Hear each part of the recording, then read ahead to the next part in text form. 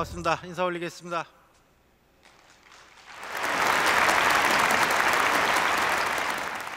네, 이렇게 평화 포럼에 초청해 주셔서 감사드리고요. 저도 이곳에 가끔씩 옵니다만은 오늘 많은 눈이 와서 훨씬 더 운치가 있는 것 같습니다. 저는 소개해 주신 대로 북한 인권에 대한 연구 활동을 주로 하고 있습니다. 2003년에 북한인권정보센터를 설립할 때 처음에 소장을 맡아서 20년 가까이 한 번도 진급을 하지 못하고 여전히 소장을 맡고 있습니다. 주로 국민대학교 저희 법무대학원에 통일융합전공 과정이 있어서요. 이곳에서 강의를 하고 있습니다만은 더 많은 시간은 북한인권정보센터에서 시간을 보내고 있습니다. 저희 북한인권정보센터는 제가 강의에도 소개를 드리겠습니다만은 북한에서 발생한 또 북한 사람들이 해외에 나와서 가해자나 피해자로 관계되는 사건과 인물들을 조사해서 그 조사 내용을 데이터베이스로 만들고 기록물을 관리하는 그 역할을 맡고 있습니다. 정부기관으로 보여지지만 정부기관은 아니고요. 20여 년 민간에서 활동을 하고 있습니다. 지금 저희들이 가진 사건 인물이 14만 건을 넘고 있습니다. 이미 인물이 한 5만 5천 명 이상의 개인 인물 파일을 축적하고 있고요. 여기는 주로 북한 인권의 가해자 또는 피해자 또 목격자의 정보이고요. 피해 사건이 지금 9만 한 5천 건 가까이가 사실은 9만 건 넘게 축적이 되어 있습니다.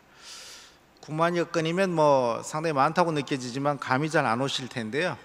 동서독에서는 서독 정부가 1961년부터 1990년 통일될 때까지 30년간 동독에서 발생한 사건, 특히 400만 명이 넘는 동독에서 온 분들을 조사한 자료를 30년 뒤에 공개했는데 그게 4만 3,190건이었습니다. 한국에는 지금 3만 4천여 명의 북한 이탈 주민이 와 계시는데요. 저희들이 주로 이분들에게서 조사를 하고 자료를 얻게 되는데 400만 명에게 30년 조사한 동독의 인권 피해가 4만 3천 건인데 20여 년간 3만여 명으로부터 확보한 것이 벌써 14만여 건이라는 것은 북한의 인권 상황이 이 숫자만 보더라도 더 이상 설명할 필요가 없는 그런 수준이라는 겁니다.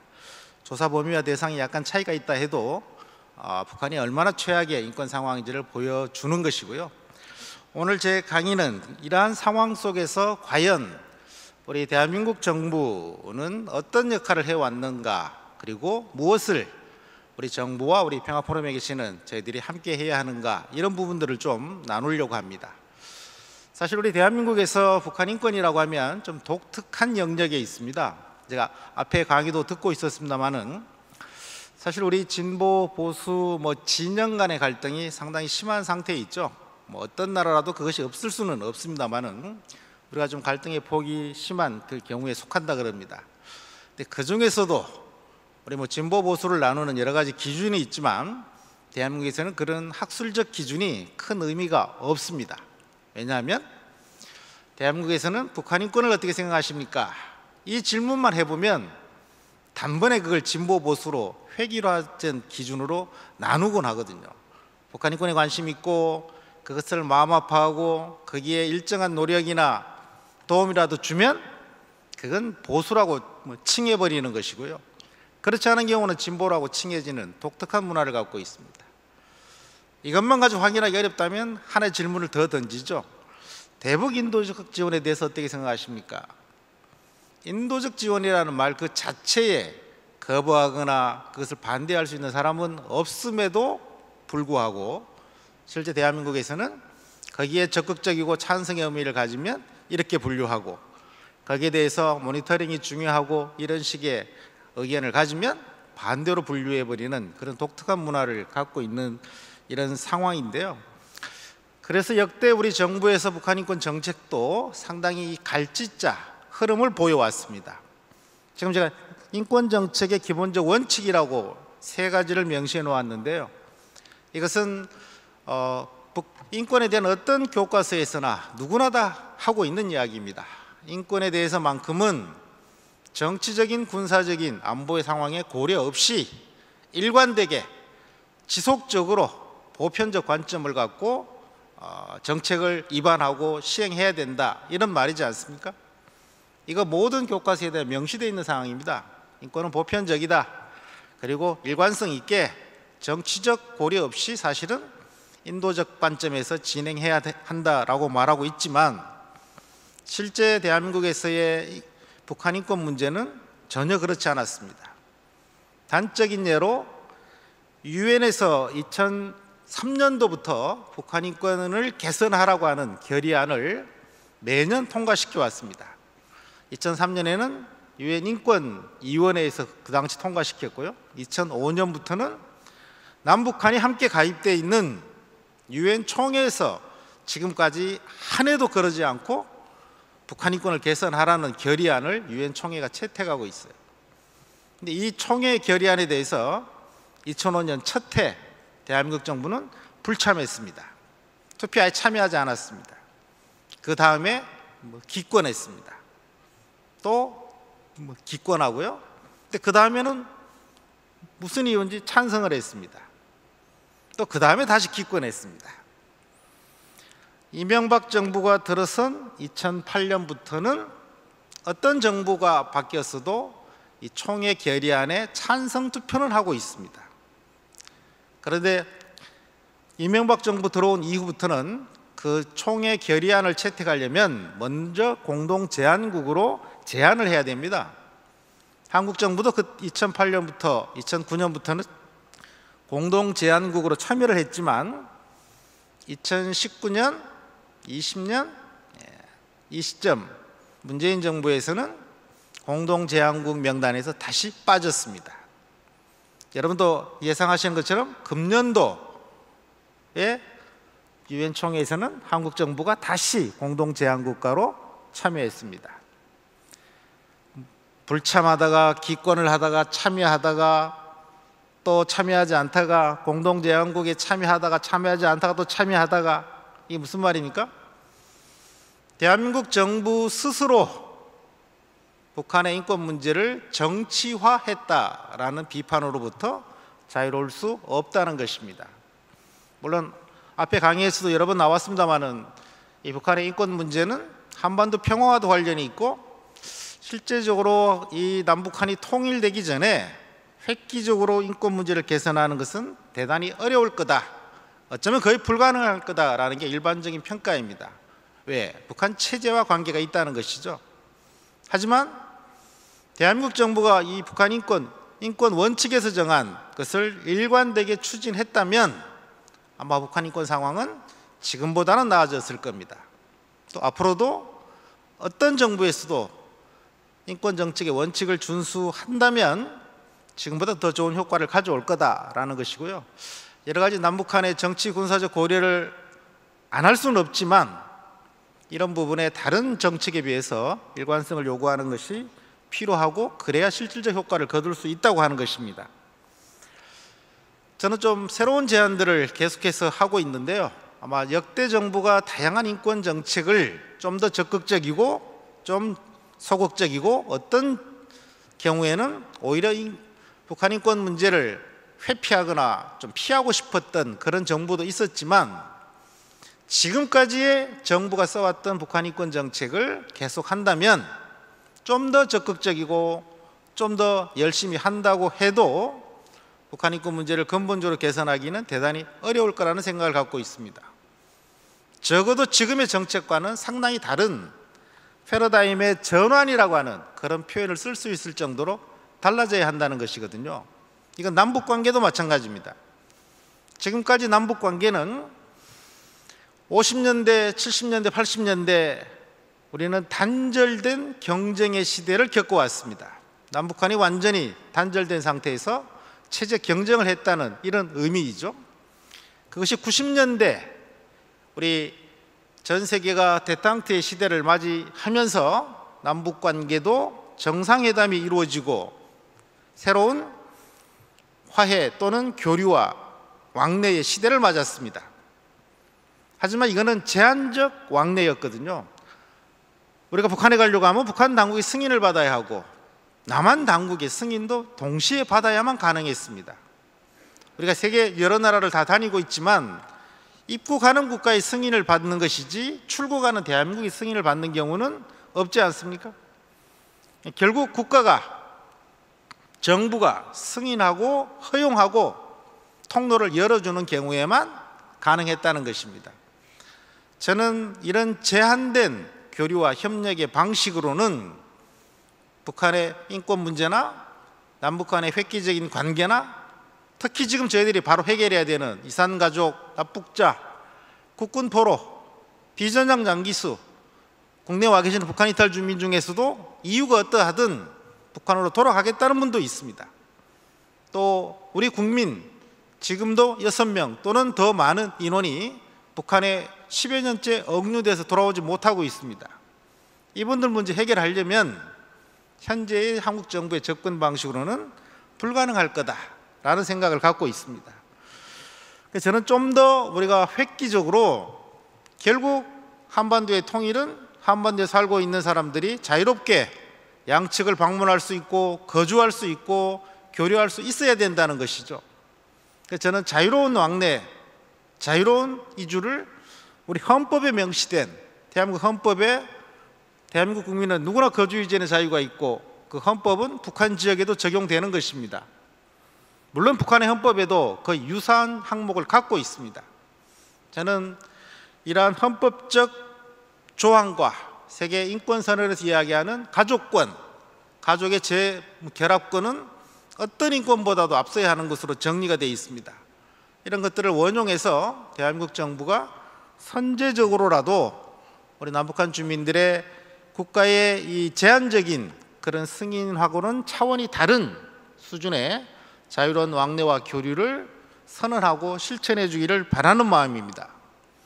물론 북한이 여기에 즉각적으로 호응할 가능성은 많지 않습니다. 왜? 북한 주민들 대한민국이 얼마나 풍요롭고 자유로운 사회인지 대부분 알고 있습니다. 북한 당국은 그 부분이 가장 취약한 자신들의 약점으로 생각하기 때문에 남한 출신이 북한에 자유롭게 다니는 것을 절대 허용할 리가 없죠. 하지만 북한도 이 자유로운 왕래에 대해서는 회담에 응할 수밖에 없는 맹점을 갖고 있습니다. 왜냐하면 지금 비전향 장기수분들 어떤 이유든 남쪽에 와서 북쪽으로 돌아가기를 희망하고 북한 당국의 체제 차원에서도 북한으로 송환해야 되는 대상자가 대한민국에 있기 때문입니다. 이분들은 우리가 과거에 이인모 씨부터 63명의 비전향 장기수를 돌려보냈지만 그 이상 돌려보낼 수 없었습니다. 왜? 일종의 상호주의 때문이죠. 우리가 이분들을 보내면 북한에 억류되어 있는 우리 납북자, 국군 포로분들 데려와야 한다. 상식적인 논리지 않습니까? 하지만 남북한 당국은 그 상식을 채워줄 수 없었습니다. 그래서 결국은 지금 올라가겠다는 분, 또 내려와야 되는 분들을 서로 해결을 못하고 있는 것이죠. 적어도 북한도 이러한 문제가 얽혀 있기 때문에 이러한 회담에는 제한적이지만 응할 수밖에 없을 것이고 이것이 좀 더 폭넓게 확대되어야 지금하고는 차원이 다른 남북관계를 맞게 될 것이라는 것입니다. 동서독도 사실은 냉전체제였지만 이후에 동서독 주민들이 제한적이지만 상당히 자유롭게 양쪽을 왕래할 수 있고 소통할 수 있는 관계가 되었을 때 중국과 대만 지금 관계가 대단히 어렵습니다만은 그래도 양측이 인적 교류만큼은 상당히 자유롭게 왕래가 가능한 상황에서 두 국가, 두 지역의 관계가 바뀌었던 경험을 저희들이 보아왔기 때문입니다. 저는 이런 정도의 대한민국이 자신감을 갖고 국제사회에 호응을 얻는다면 상당한 변화를 가져올 거라고 생각하고 있습니다. 특히 지금은 북한의 핵미사일로 인해서 북한에 대한 강력한 유엔과 미국 개별 국가의 제재가 이루어지고 있습니다. 하지만 이 제재 속에서도 인적 왕래는 제재에 포함되지 않습니다. 물건이 들어가는 것, 상품이 들어가는 것, 그리고 달러가 들어가는 것을 막는 것이지 사람이 들어가는 것은 제재 대상이 아닙니다. 그 사람이 큰 돈을 갖고 간다면 제재가 될 수 있지만 사람 자체는 제재 대상이 아니라는 것입니다. 자, 이런 측면에서 우리가 좀 획기적인 고민을 해봐야 된다는 생각을 갖고 있고요. 좀 더 구체적으로 우리 윤석열 정부에 대한 제안 사항을 몇 가지 더 말씀을 드리려고 하는데요. 사실 2016년에 대한민국의 북한 인권법이 제정이 됐습니다. 2004년 미국에서 처음으로 북한 인권법이 만들어졌고요. 2년 뒤에 2006년 일본이 북한 인권법을 만들었습니다. 그 시점에 그러면 대한민국 정부는, 대한민국 국회는 뭐 하고 있는 거냐? 이런 논란 속에 그 당시에 김문수 의원이, 뒤에 경기도지사를 하셨죠. 그분이 처음으로 북한 인권법을 발의하셨습니다. 하지만 우리는 여야 간에 이 북한 인권 문제가 우리 사회의 여야 진영 간의 가장 첨예한 갈등의 요소였기 때문에 매 국회마다 자동 폐기되는 수순을 밟아왔습니다. 그러다가 2016년 여야가 여론에 밀려서 극적인 여야 합의 통과를 했습니다. 하지만 이때 20명이 넘는 그 당시에 민주당 국회의원들은 정당, 양당 간의 합의였기 때문에 반대 투표는 하지 않았지만 기권을 했습니다. 그 기권한 20명 넘는 국회의원들이 여러분 생각하시는 민주당의 가장 실세, 가장 강력한 영향력을 가진 분들이었습니다. 법은 통과가 되었지만 실제로는 절름발이만 통과된 상태입니다. 통일부에 북한인권기록센터를 만들어서 북한인권 조사를 한다. 법무부에 북한인권 기록보존소를 만들어서 그 자료를 이관받아서 보관한다. 이 두 개 정부 조직을 만드는 겁니다. 정부 조직을 만드는 것은 정부가 잽싸게 국가 조직을 확대하는 것이니까 만들어서 운영해 왔지만 실제 가장 큰 역할은 북한인권재단을 만들어서 국제사회와 함께 북한인권 개선 활동을 지원하는 이 재단을 설립하는 거였습니다. 이 재단 지금까지 설립되지 않았습니다. 법안이 통과된 지 6년이 지난, 더구나 여야가 합의 통과한 법안의 내용이 6년, 7년이 지나도 제대로 설립조차 되지 않는 경우는 있을 수 없습니다. 왜 통과가 되었지만 제정되지 못했을까요? 재단에 이사진이 12명이 선임되도록 되어 있습니다. 여당에서 5명, 야당에서 5명, 주무부처가 2명을 추천하게 되어 있지만 그 당시에 야당이 민주당, 또 중간에 여당이 됐었죠. 지금 다시 야당이 됐지 않습니까? 민주당은 5명의 이사 추천을 아직까지 하고 있지 않습니다. 이사를 추천하지 않으면 재단을 구성할 수 없는 것이거든요. 실질적으로는 이 법안만 통과되었을 뿐 작동하지 못하게 막고 있는 상황이었어요. 지금 윤석열 정부는 대통령 선거 과정에서나 집권 이후에 이 북한인권재단을 가장 조속히 추진하고 설립하겠다. 그리고 북한인권법에 정한 내용을 정상화하겠다. 여러 번 밝히고 있지만 야당이 동의하지 않으면 실질적으로 불가능하게 되어 있습니다. 자, 저는 그래서 정부에 이런 제안을 했습니다.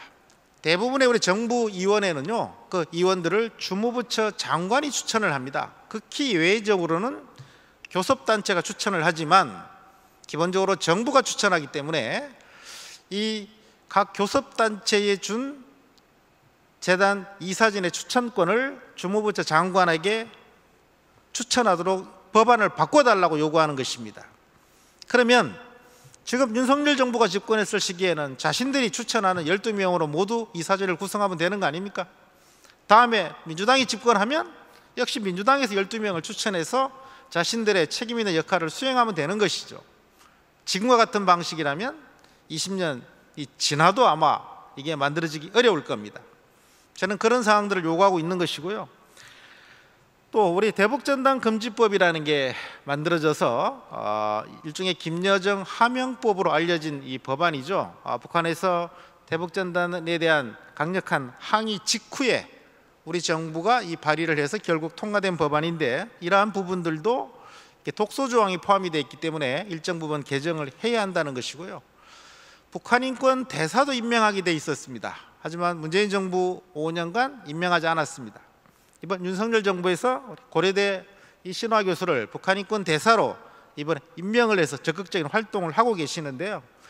대통령의 임명으로 직접 할 수 있는 것은 지금 하고 있지만 야당의 협조가 필요한 부분은 여전히 할 수 없는 것이고 앞으로도 가능성이 높지 않습니다. 아마 국민들의 지지를 통해서 입법이 새롭게 법안이 개정되지 않으면 어려운 측면이 있기 때문에 이런 부분을 서로 힘을 쏟아야 된다는 것입니다. 이 법안과 관계되지 않은 내용들도 상당 부분 포함이 되어 있습니다. 아까 법에 말씀드렸지만 북한 인권 조사를 저희 민간이 20여 년 수행해 왔지만 16년 법안이 통과된 뒤에는 정부도 이 역할을 수행해 왔습니다. 물론 저희들이 하고 있는 역할을 상당히 통제하고 조사를 못하게 해서 저희들이 지금 3년 동안 사실은 저희들의 본업인 북한 인권 조사를 못하고 있습니다. 이 정부가 협조해야만 할 수 있는 부분이 있거든요. 3년간 지금 못하고 있는 것을 정부가 밖에서 다시 재개하려고 하는 노력을 저희들이 하고 있는데요. 정부가 하고 있는 것도 통일부에서는 북한 인권 조사를 하고 나중에 처벌하는 목적을 갖고 조사하는 것인데 법무부는 그 조사한 자료를 보관만 하고 있습니다. 법무부 검사들이 봤을 때 행정직 공무원이 조사한 것으로서는 부족하기 때문에 조사를 더 추가할 필요가 있지만 지금의 법 체계로서는 불가능합니다. 법무부에 추가 조사에 대한 그런 권한을 부여하지 않았기 때문이죠. 그러니까 결국은 모든 기능을 무력화시켜 놓은 겁니다. 이것을 법무부에 통합해서 나중에 향후 활용을 할 수 있는 기관이 조사하고 관리하고 보완을 할 필요가 있지 않느냐, 그런 일원화에 대한 촉구를 하고 있는 것이고요. 북한인권 대사가 임명돼서 활동을 하고 있지만 외교부와 통일부의 이 인권대사의 활동을 전담으로 지원할 수 있는 인력이 구성되어 있지 않습니다. 그러니까 명목상의 활동을 하고 계시는 거죠. 실제적으로 활동을 하려면 지원 인력이 있어야 한다는 것이고요. 또 우리 사실 지금 우리 언론에 많은 논란이 되고 있습니다만은 서해에서 우리 해수부 공무원이 북한에 피살되고 그 시신이 일종의 화형에 처해진 사건이 있었습니다. 2019년에는 동해에서 북한 어부 2명이 들어왔는데 많은 다수의 동료 어부들을 살해했다고 하는 정부 측 주장에 의해서 본인의 의사에 반하게 강제로 판문점에서 북송된 사건이 발생했습니다. 지금 검찰이 강력하게 조사를 하고 있고 관계자를 처벌할 것으로 지금 진행이 되고 있지만 이러한 사안들이 다시는 발생하지 않도록 책임을 규명하고 재발 방지 대책도 명시적으로 제도화되어야 한다는 생각을 저희들이 갖고 있고 정부 측이 계속 제안을 하고 있습니다. 또 하나는 북한의 인권 상황은 앞에 말씀드렸듯이 세계 최악의 수준이고 수백만 명의 인권 피해자를 지금 양산하고 있습니다. 근데 북한 인권 피해자는 북한 안에만 있는 것이 아니에요. 한국에 와 계시는 3만 4천여 명의 북한 이탈 주민 중에서도 상당수, 어쩌면 대부분은 인권 피해자입니다.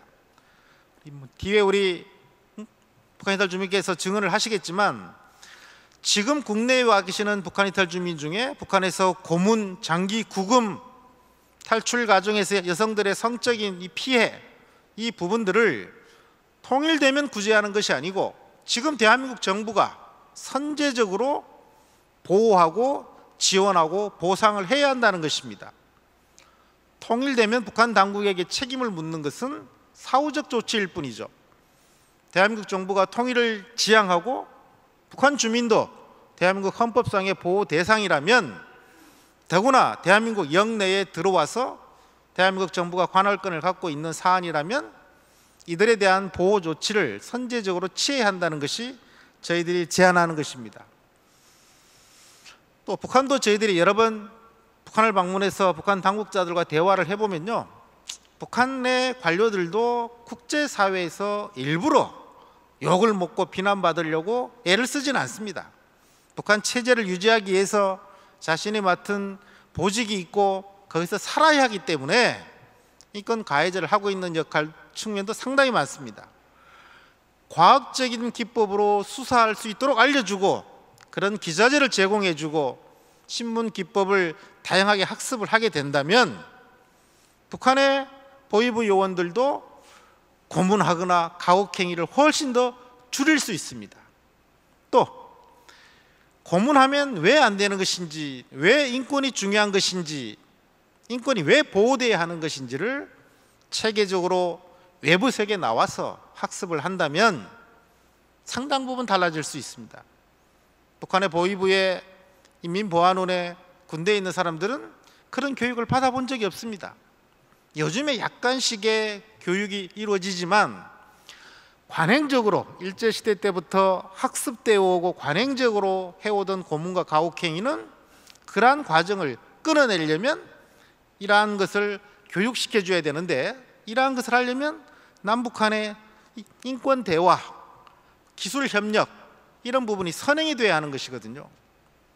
한국 정부가 직접 수행하기 어렵다면 유엔이나 국제사회의 EU를 통해서도 얼마든지 가능할 수 있습니다. 저는 이런 부분들도 정부가 노력해야 된다는 생각을 갖고 있습니다. 좀 더 구체적으로 말씀을 드리면 북한 인권에 대한 조사를 정부도 하고 있고 민간도 하고 있지만 유엔도 지금 서울에 와서 하고 있습니다. 유엔도 김정은과 북한 인권 가해자를 국제형사재판소 ICC에 제소하기 위해서 서울에서 유엔 직원 10여 명이 저희들과 함께 조사 활동을 하고 있습니다. 유엔의 이러한 조사는 유엔 총회에서 결정된 아까 말씀드린 결의안에 이것을 하도록 명시되어 있기 때문입니다. 저는 가능하다면 이러한 조사도 민관 국제기구가 공동으로 조사단을 구축해서 공동으로 조사하고 자료를 공동으로 활용하는 게 합리적이다. 또한 정부는 수십 년간 분단 이후부터 제한적이지만 북한 인권에 대한 자료를 축적해 왔습니다.